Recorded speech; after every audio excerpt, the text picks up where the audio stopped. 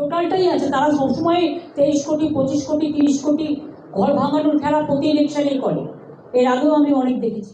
এরা মুসলিমদের তো টোটাল রাষ্ট্রহীন করে দিতে চায়।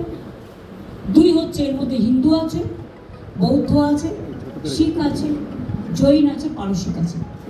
আসামে আপনারা কি দেখলেন যখন এনআরসি মুভমেন্ট হচ্ছিল?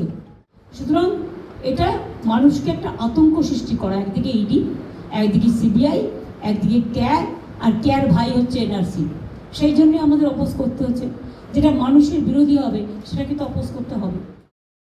সিএএ ইস্যুতে সরব রাজ্যের মুখ্যমন্ত্রী মমতা বন্দ্যোপাধ্যায় একাধিকবার তার বক্তব্যে অসমের প্রসঙ্গ তুলে ধরে কেন্দ্রের প্রতি আক্রমণ শানান করা ভাষায় তার কথায় সিএ মানে বর্ণবৈষম্য।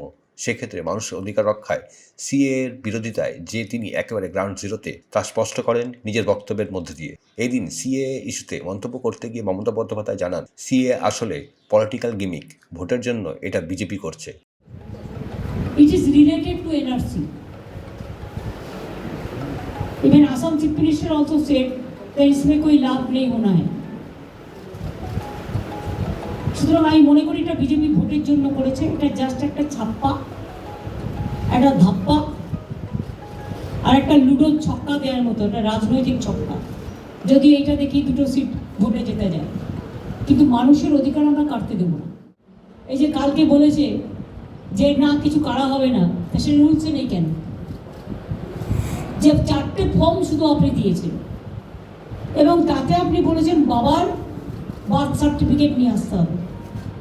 তো যার 40-50 বছর বয়স হয়ে গেছে, আমি নিজেই আমার বাবার বার্থ সার্টিফিকেট, বাবার মায়ের জন্ম কবে জানি না, তো আমি বার্থ সার্টিফিকেট কোথা থেকে নিয়ে আসবো? সুতরাং আমার মনে হয় এটা political gimmick, nothing else. That's why we are not supporting CA or NRC. CA is very much related with NRC.